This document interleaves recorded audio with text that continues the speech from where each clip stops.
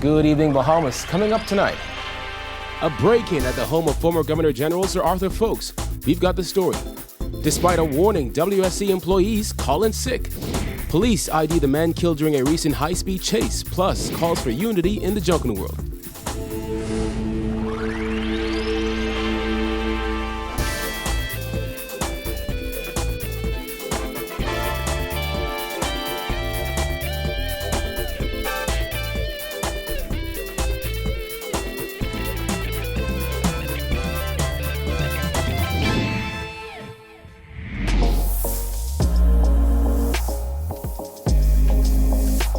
Our News is brought to you by Alive. Welcome to Our News and thanks for joining us. I'm Kyle Joaquin. Former Governor General Sir Arthur Foulkes was the victim of a break-in at his West Bay Street home last night.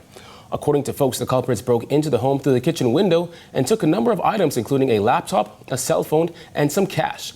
The former Governor General says he was sleeping upstairs in the home at the time of the incident, and his housekeeper was sleeping downstairs. Now, the burglars did not disturb Foulkes and the other people in the home, and he did not discover the robbery until the morning.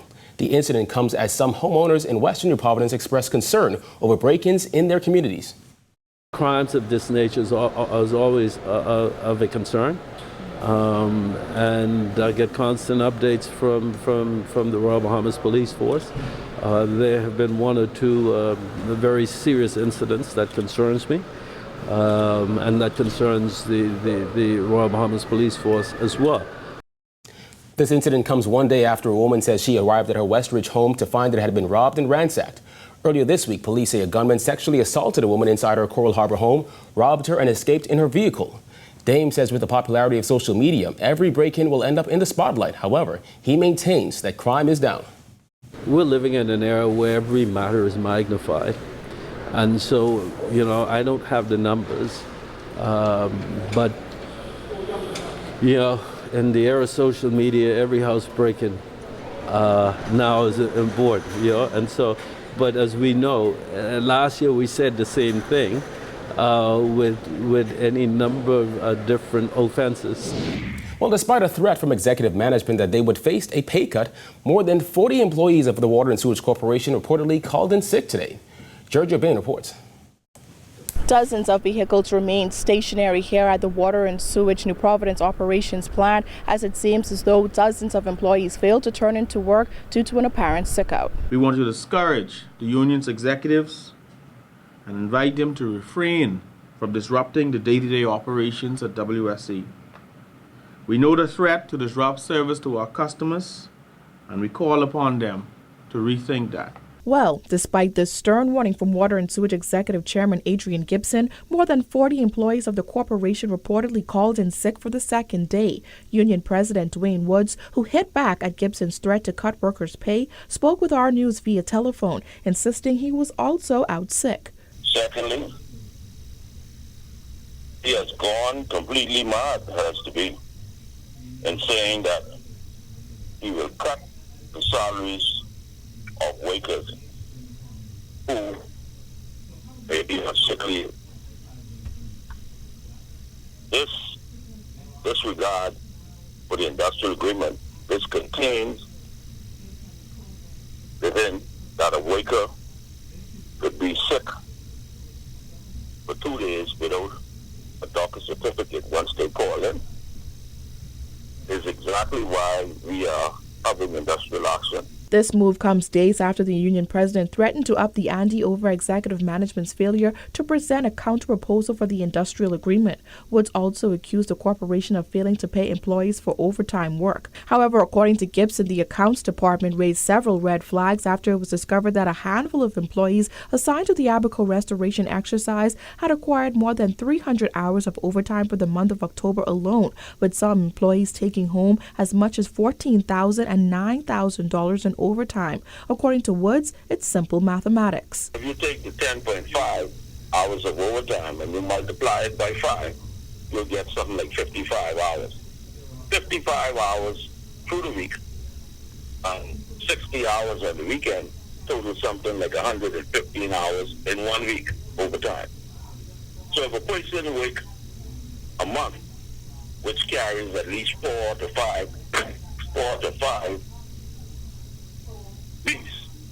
person can very well exceed 300 hours of overtime. So the chairman simply is unaware and don't have a clue of what goes on in the Water and Sewage Corporation. When asked how long workers could be out sick, Woods said it's up to the powers that be. Reporting for Our News, I'm Georgia Bain.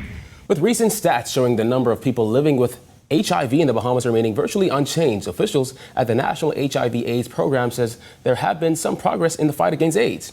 Jasmine Brown sat down with the director and has more. Director of the National HIV/AIDS Program, Dr. Nakia Forbes, says the fight against HIV/AIDS has been a difficult one, but one that has also seen successes, like the fact that new transmissions are down. We've had some successes over the years. We are seeing a decline in new infections. At the peak in 1993, there were just under 800 new infections per year, new HIV infections per year. We've seen that number go down to less than 200. According to the 2018 HIV surveillance fact sheet, 154 persons received an HIV diagnosis in 2018. New male diagnosis exceeded female diagnosis, 65% versus 35%, and persons ages 15 to 24 accounted for the largest group of new HIV diagnosis in 2018 at 21%. Most cases, 80%, resided in New Providence, with 79% of the new cases identified as Bahamian nationals. New diagnoses also included one case of mother-to-child transmission, while 13 cases of HIV/TB co-infection were reported in 2018. Before effective antiretroviral therapy, we had a number in the double digits of children that were born with HIV every year. But if a woman who is HIV positive gets into care, if she gets on effective medications, if she follows up with her care, then that significantly reduces the risk of the baby being born with HIV. Also down are AIDS-related deaths, which decreased by 36% since 2009. 5,728 people in the Bahamas died of AIDS-related illnesses between 1985 and 2018. The number of people estimated to have HIV in the country remained unchanged at roughly 6,000 people, a prevalence rate of 1.8%. The report found that 19.6% of an estimated 2,800 men who have sex with other men in the Bahamas are HIV positive. The report noted that stigmatization may have contributed to the high rates. Dr. Forbes says that particular category is considered at risk. Overall, we have to look at HIV prevention. Then we have to look at persons who are most at risk based upon scientific evidence. And we certainly know from studies that MSM may be a population that is at risk. As for the fight against HIV, Dr. Forbes says a big part of eliminating the disease and its deadly impact is education about not only prevention but also treatment. Reporting for Our News, I'm Jasmine Brown. The men who died in a car crash after a high-speed chase with police have been identified. Jared Higgs has more. Police say the men who died in that Saturday crash are 21-year-old Travis Colebrook, the driver of the vehicle, and 21-year-old Travis Lockhart. The incident started to unravel when officers responded to a vehicle acting suspiciously in the Golden Gates area. Officers attempted to stop the silver Honda Fit. However, the driver sped off, leading police on a high-speed chase. It ended when the driver, Colebrook, crashed and was ejected from the vehicle. Lockhart was extricated from the mangled car by firefighters, but was later pronounced dead at the hospital. Police also say they recovered a 9mm pistol with 12 live rounds of ammunition on the scene. This is very unfortunate. I mean, this is the world that we're living in today. This is nothing certainly uncommon in law enforcement. Lockhart's attorney, Stanley Roll, told Our News that his client faced 2 murder charges while he was alive. He was charged with the 2016 killing of Mario Bain, a matter which was headed for trial later this year. He also faced a murder charge for the 2017 killing of Anthony McKenzie. However, that matter was nolly last year. Despite his client's legal troubles, Roll described the man as helpful and mature. It's a very tragic situation.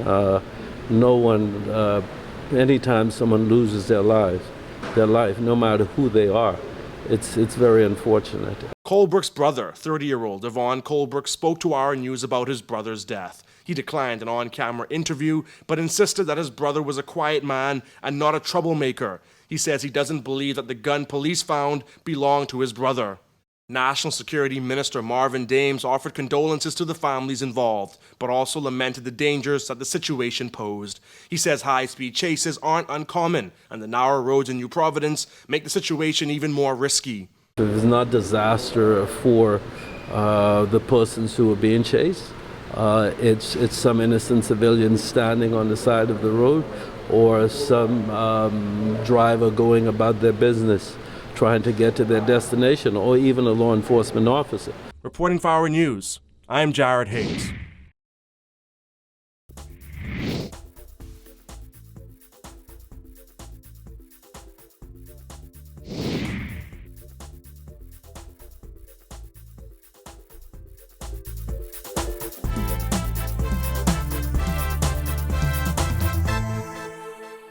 Phone is good. Internet is good. TV is good. But why just pick one thing when you can have everything with Tria? Only $99 a month gets you phone, internet, and cable. That's everything you need for $99 a month. Ask for Tria. Call 601-2200 or email residentialsales@cablebahamas.com. Rev, you and us together.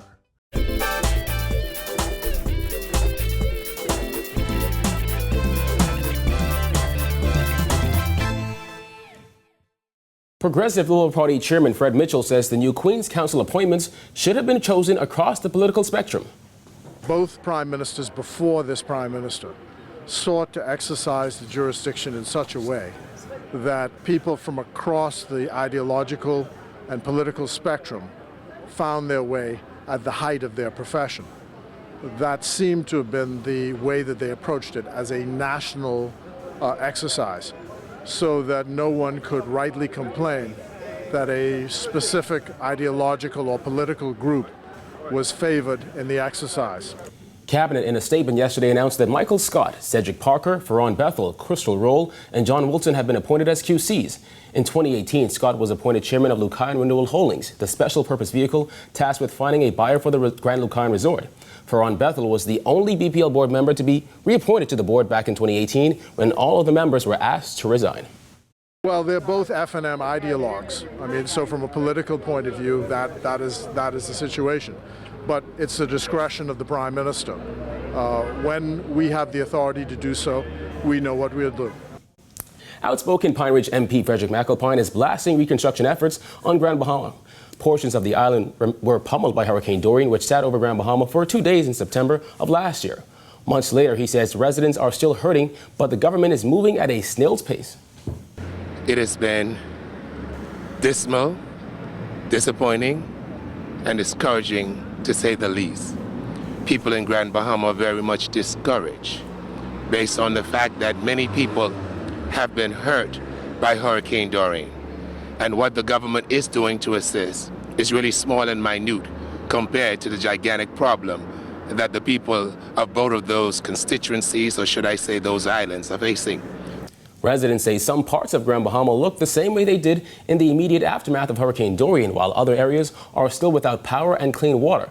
However, Minister of State for Grand Bahama, Kwesi Thompson, insisted this week that government has paid out nearly $2 million in unemployment benefits, as well as hundreds of thousands of dollars in rental and appliance assistance. McAlpine also slammed the new Ministry of Disaster Preparedness. And then we have so many people in charge, from a minister to someone in charge of the authority, and the person in charge of the authority acts as if they're the minister, or to that extent, the prime minister. So we don't know what's going on. And you know, Mama often say, too many cooks in the kitchen, the pot just can't seem to get done. And that seems to be the case right now when it comes to the people of Grand Bahama and Abaco, as it relates to us being restored to a sense of normalcy. Now, it's not the first time McAlpine has hit out at government's response to Hurricane Dorian. The F&M MP said he has had little involvement in reconstruction efforts. Very little. And I don't know how inclusive some of the other members of Parliament have been. Like I said, it's tedious. It's very slow. And communication seems to be a major downfall within the organization of governance under this regime. And so a lot is being said, but very little is being done. And even when you're hearing it, you're basically hearing it in the news. Even sometimes cabinet ministers are hearing it sometime for the first time, or I guess they're pretending to hear it for the first time. The Citizen Security and Justice Program recently partnered with the Ministry of Education to conduct a study on 8 senior public high schools, and it revealed some alarming stats. Monitoring and evaluation specialist Arvis Mortimer says they were not super surprised by the numbers. We saw about 39% of these respondents who believe that there could be some justification for a man hitting his wife, girlfriend, or partner if she made him upset. And for us, this was kind of, I wouldn't say surprising, because it mirrors cultural trends. The inter-school rally and panel discussion on sexual abuse welcomed students from various public schools to educate them on pressing issues on campus and to introduce a new curriculum aid. Mortimer says the objective of the Healthy Relationship Curriculum aid is reducing violence among students. And so all of this allows us to strengthen our tactics, to know exactly what we have to address in the schools. We know that gender-based violence is an issue, and so we can have specific programs, specific policies even at the senior levels that address these issues. And so we're anticipating and looking forward to reduction in these current statistics. National Security Minister Marvin Dames presented the curriculum aid to the Ministry of Education. We're seeing too many of our young children engaging in very unhealthy lifestyles, very unhealthy relationships, too many fights. You know, not a day that you pick up a cell phone and you go on social media or on WhatsApp. You see rows of young children, school age and in uniform, on the streets of New Providence, right, in the schoolyard, and communities fighting. Still to come, a Junkanoo official calls for the amalgamation of the JCNP and NJC. Stay tuned.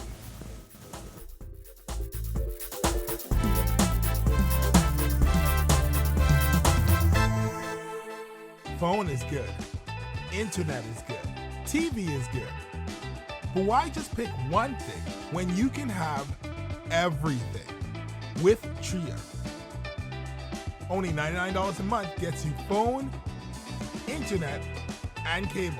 That's everything you need for $99 a month. Ask for Tria. Call 601-2200 or email residentialsales@cablebahamas.com. Rev, you and us together.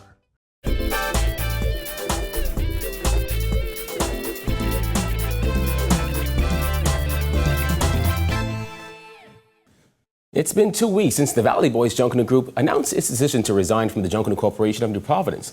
The decision was the climax of a dispute over changes to the 2019 Boxing Day Junkanoo Parade. So, what now? That's the question put to Minister of Youth, Sports and Culture, Lanisha Roll. I would only say to the entire Junkanoo community, the young people are watching. Let's make them proud. Valley Boys Chairman Brian Adderley has said the group will no longer participate in parades organized by the JCNP and added the group no longer has confidence in the JCNP to manage fair parades. National Junkanoo Committee co-chair and senior member of the Valley Boys, Kishlane Smith, says the answer to this problem could be the amalgamation of the NJC and JCNP. As the NJC, we've been pushing for years to try and see if everybody can sit together so that we can all come under one umbrella. And it's called unity. This Junkanoo is for all of us. It's not a you thing, it's not an I thing, there's no I in team. And it's important that we sit together and look for the future. Meanwhile, NJC co-chair Dwight Marshall believes the solution lies with the stakeholders coming together for a frank discussion. Well, Junkanoo is going to work itself out. You know, there's always been controversy. It's just a matter of us sitting down, and we have a conclave in March where all the stakeholders are going to be sitting down and working by all of this. You know, we're very passionate about Junkanoo, and that's what you're saying now, but it's just a matter of sitting down and working some things out. We have issues in Junkanoo, and, you know, everybody's passionate, so cooler heads will always prevail. We'll sit down. We have brilliant minds on each side of the aisle, so it's just a matter of sitting down and working it out.